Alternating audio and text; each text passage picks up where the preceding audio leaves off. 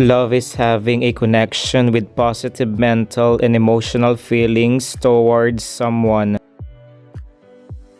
When you love someone, you do things for them without expecting a reward in return. We can relate the love relationship with nature, most especially with plants. You can use plants to make someone fall in love with you. Because a plant starts off as a seed, when planted and taken care of, it will grow, such that not only you can get the benefit, but everyone around you is impacted by it. Some of the benefits of plants are air purification, decoration, food, and of course, shelter. They are also believed to have charms for love, good luck, health, and prosperity in life. So use these lucky plants to make someone fall in love with you in the year of the Water Tiger 2022. The bamboo plant has a plethora of uses from construction to medicine. It is also known for its great air purification abilities and bringing good luck, prosperity, joy, and grant wishes in life.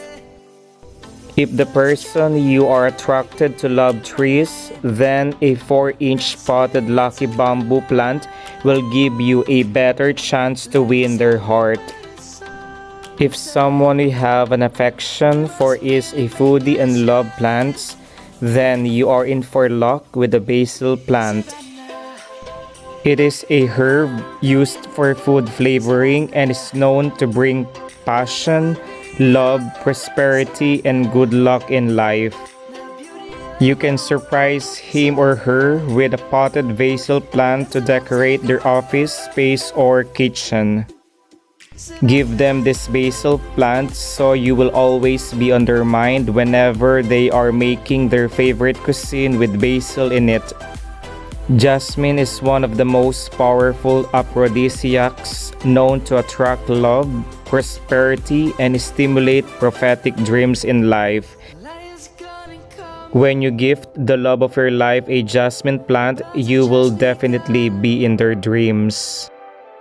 Another interesting and romantic thing about the jasmine is that the flowers open at night.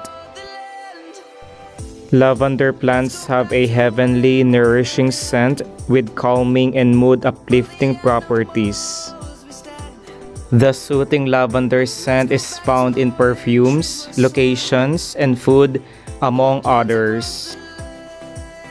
If you want to win over the heart of your loved one, gift them a lavender in a medium purple or pinkish vase to decorate their home or office space. Or if you want, you can also add a lavender glass candle as well. Roses are known to be the symbol of love. They are the best portrayers of feelings and emotions.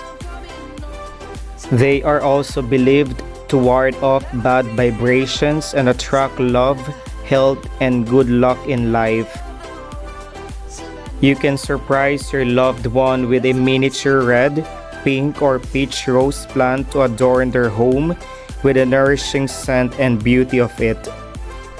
Orchid blooms are beautiful and have an aromatic fragrance and are associated with fertility and valor. They are one of the most long-lasting flowers in the world and they are quite easy to care of. They are one of the plants that love shade, so they thrive without much worrying about moving them to bright spaces. Anthurium is also known as the flamingo flower. Anthurium plants curtail love. It is one of the most popular flowering plants that blends well with indoor spaces. The flowers and leaves have a heart shape. With proper care and maintenance like a relationship, the Anthurium plant will put on a show for a long time. Thank you so much for your love and support.